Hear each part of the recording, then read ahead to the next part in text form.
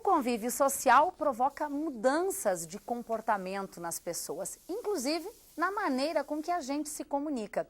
Hoje em dia, o contexto social, a mídia, a política, são aspectos estudados na área da linguística. Amanhã à noite, aqui na UPF, o professor da Universidade de Paris 13, Patrick Charodot, vai falar sobre este assunto. E ele é nosso convidado aqui no estúdio. Professor, é um prazer lhe receber aqui em Passo Fundo, em especial na UPF. Seja muito bem-vindo. Obrigado, é um grande prazer para mim.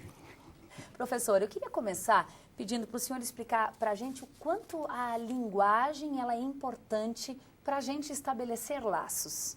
Que a linguagem é o próprio do homem no sentido do ser humano, não? Então é a ferramenta que permite estabelecer laços entre a gente, criar comunidades.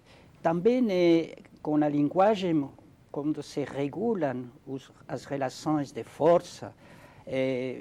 Se você pensa na violência, por exemplo, é preferível uma violência verbal que uma violência física. É verdade que a violência verbal não termina com todos os problemas da violência, mas quando uma gente fala, enquanto fala, não pega. Então é melhor falar que não pegar. Mas a fala também pode agredir, não pode, professor? Pode agredir. Então, o ser humano tem possibilidades para regular essa agressão, não? Porque pode ter estratégias, não? Ou para evitar a agressão, ou para responder à agressão, porque todas as relações humanas são relações de força. É um pressuposto geral que diz que as relações, porque os indivíduos são distintos. Então, todo o processo de uma sociedade consiste em regular as relações de força. E a linguagem é uma maneira de regular as relações de força. E a linguagem que a gente utiliza, ela pode sofrer muitas interferências e sofre a todo instante? Sim, porque há uma diferença entre uma relação interpessoal, como uma pessoa, que, por exemplo, quando estamos agora falando a duas pessoas, ou com amigos, e outra coisa é a circulação da fala no espaço público. Então, quando uma pessoa fala num espaço público, não fala somente em seu nome, sino que fala como representante de grupos sociais. Então, isso é o primeiro. E segundo, quando uma pessoa fala no espaço público, fala com um destinatário que é coletivo. E como se sabe como vai interpretar, como vai compreender a gente? Todo porque é um grupo heterogêneo. Então, cada gente vai interpretar de maneira distinta. Então, e por isso que não se pode saber exatamente que efeito vai produzir a fala de uma pessoa no espaço público. E isso, se me permite, explica que a fala dos mídias, por exemplo, ou dos homens ou mulheres políticos, não, provoca reações muito diferentes, muito distintas, porque não somente significa uma coisa, mas que toda fala é portadora de muitas significações. Se fala também hoje e muito pelas redes sociais. Já se estuda também, professor, a linguagem nas redes sociais? Se está estudando, está começando a estudar porque é um novo campo, não, muito complexo. Não?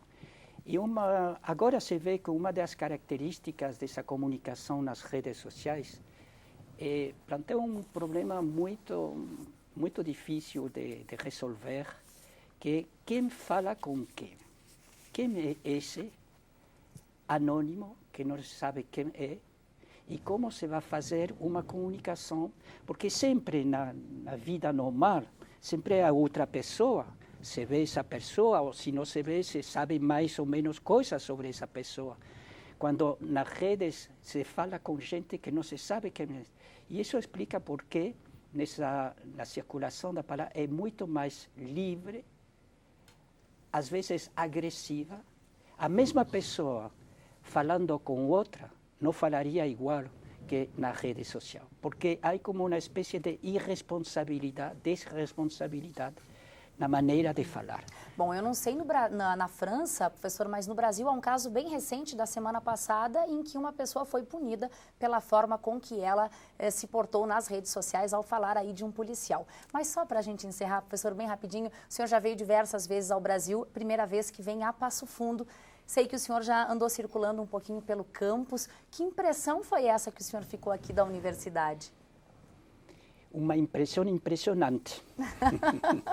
Impressionante, porque, primeiro, porque, bom, todo esse país, se sabe, não? Como dizem os brasileiros, que é tudo o maior do mundo. Não? Que é uma festa, né? Não é bem assim, é verdade, né? que é o maior do mundo, não? É um espaço imenso, etc. Então, as referências não são as mesmas com a Europa, não? Que todo está sempre... Uma coisa, por exemplo, no restaurante aqui, as mesas são grandes e você tem um espaço amplo, não, para poder estar. Na França está sempre numa mesinha. Em pé, muitas vezes. Não, é impressionante. Num campus, por exemplo, este campus, não, com muito ar, com muita natureza. Deve ser, eu estou pensando nos estudantes que devem estar felizes nesse contexto aqui. E nos trabalhadores também, né? Bom. Professor, muito obrigada. Ele vai falar mais amanhã à noite, viu? A partir das 7h30 da noite, no auditório da odontologia. Muito obrigada, um bom retorno à França para o senhor. Muito obrigado. Obrigada. Muito obrigado.